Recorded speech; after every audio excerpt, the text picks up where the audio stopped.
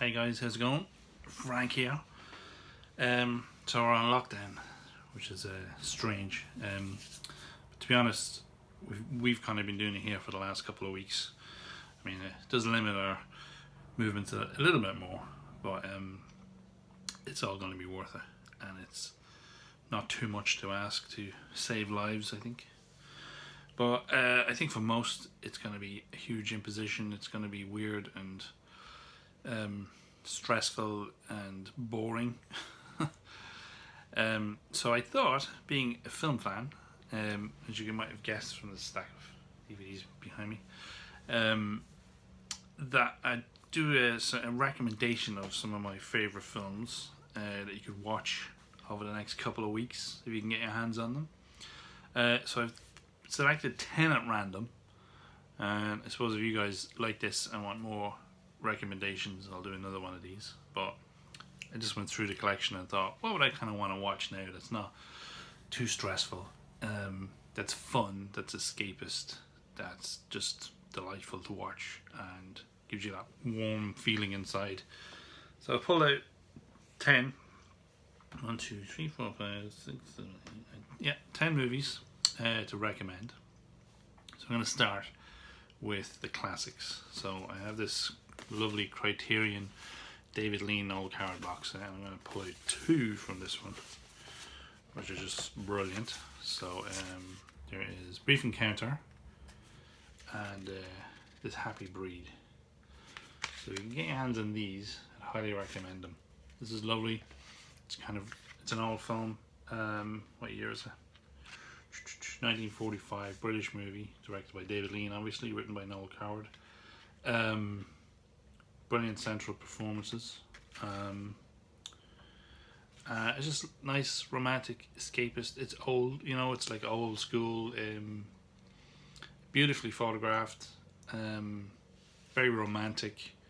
The kind of thing your parents or grandparents probably watched. But I love these kind of films. And yeah, so just what's her name? Trevor Howard and Cecilia Johnson. She's great, amazing eyes. But I highly recommend this one. Nice evening's watch. This Happy Breed. I love films like this. It's the story of a life. So it follows this family through their life living on a street like this, which it's a British street, but a lot of us in Ireland grew up on streets like this. Still live on streets like this. It's very much about community, about how life changes, and how we stick together as families, break apart, come back together. And it's just a really nice film. Again, 1944. Set in the back garden, the living room, the kitchen. It's just about a family, and scenes are all stuck inside. This film is kind of just based in this house. There's another one. I'll pull it out. It's based on the Raymond Briggs graphic novel, which I have here somewhere.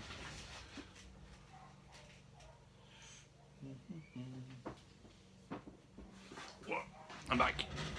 It's based on this graphic novel, Ethel and Ernest, and they did a film 3 or 4 years ago based on this, and it's kind of in the same vein as this. It's just about a life of a regular family, living day to day, trying to make ends meet, like us. And I'll pull out the DVD for the next one if I do another one. I would recommend that one too. For now, I'll go with this Happy Breed. Check that one out. Sticking with the classics, Arsenic and Old Lace is brilliant fun. Cary Grant, and the actress is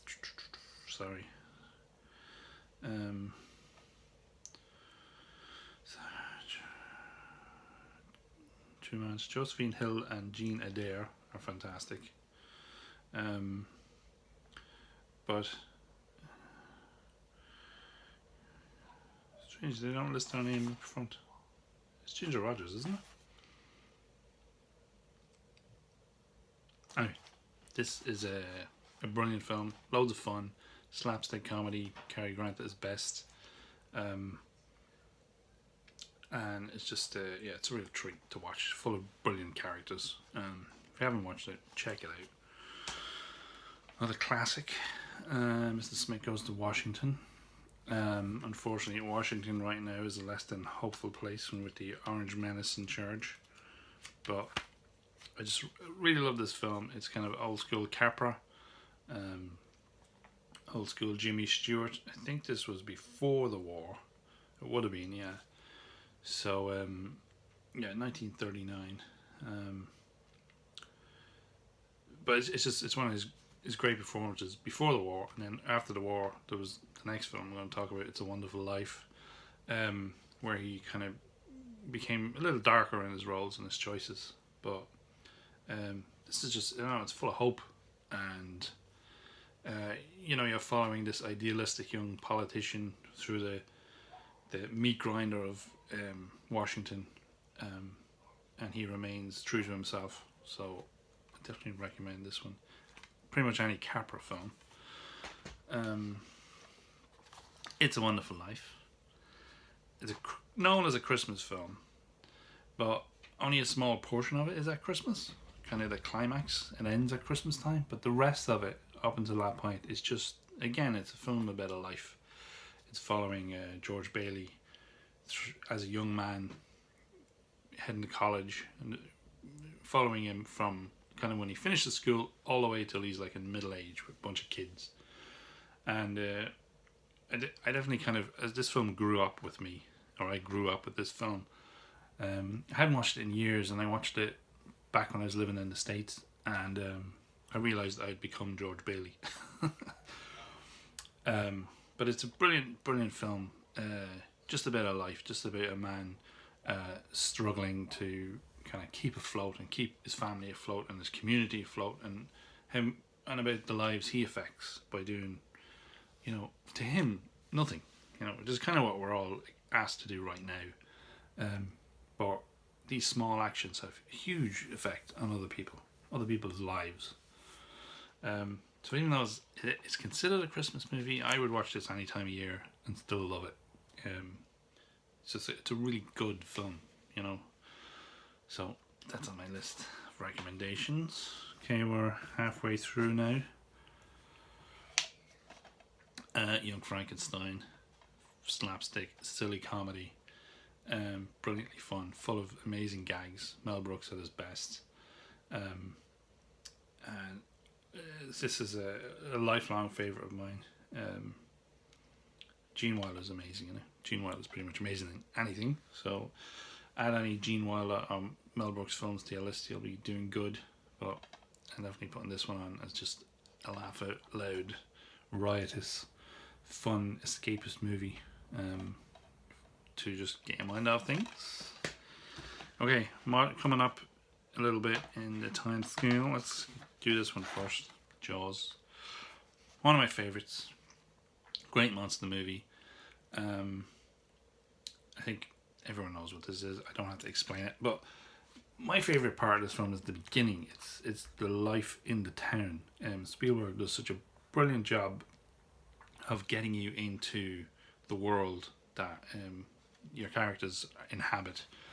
And I just love following Brody on his day, doing menial tasks, picking up supplies for the signs they need to paint, driving around town, all the conversations that overlap. He's gone in and out of different situations. And then he kind of keeps that up on the boat when it's just three of them, but he spent so long, like, at the start of the film, building up these three characters that you follow them the whole way through the adventure. And it's a brilliant film. I think it's a perfect film. And for me, it's a great way to escape. Jaws. So, kind of keeping in that vein, but a little bit more B-movie, campy, silly, is Tremors. This is a bunch of fun. It's an all-out, unapologetic B-movie about monsters on the ground, and kind of over-the-top characters who are in a small town out in the desert, fighting these monsters. And I just kind of love films like that. It's kind of in the vein of Rio Bravo, I think Jaws kind of follows that as well, where it pits a small group of people against something that seems insurmountable, and we follow them as they triumph. And it's fun. It's just all out fun, you know. And there's lovely moments in it. It's just one of those great B movie scripts that I just love. I'll watch this whenever I can. Haven't watched it in a while, but I'm gonna stick it back on the list and watch it while we're locked down. Probably the most recent film I'm going to recommend is The Fantastic Mr. Fox, which is Wes Anderson's adaptation of the Roald Dahl book. I love Roald Dahl, probably my favourite author. Love Wes Anderson, and this is probably my favourite of his films, and it's just a perfect marriage of both their styles. The book is, if you've read the book, it's fun. You'll know it's really short, but it's all in here. But then they've added all this other stuff that feels completely natural and feels like it completely belongs to this story and these characters. And it's 100% Roald Dahl, it's 100% Wes Anderson. And it's just a ton of fun and good one for the family. Probably the only family one I've picked there. Maybe I'll do a family one next. And then last, but by no means least, Master and Commander: The Far Side of the World. Peter Weir film. It's kind of astonishing to me that Peter Weir has only made 2 films in the last 20 years. And they're both fantastic. This is an amazing film. It's just, you know, it boggles the mind to me that Hollywood will throw a bunch of money into films like Pirates of the Caribbean, which the first one was good, but then got less and less good, and not make sequels that I like to the standard of films like this. Russell Crowe is at his best here. This is after Gladiator, but I think it's a better film. I think he's better in this.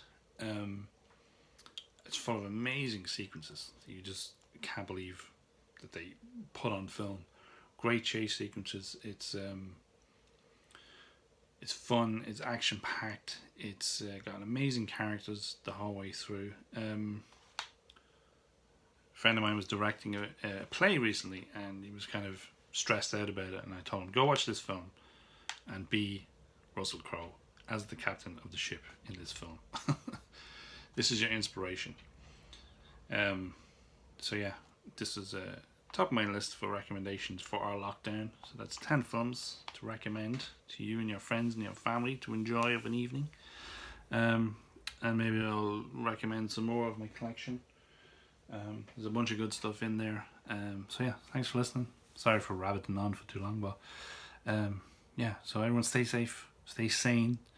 I think we just need to slow things down a bit and try and relax, you know. I mean, how many times have you wished you could stay home all day or sleep in or not go to work? Well, all those wishes just came at once, so try and enjoy and not stress too much. Alright guys,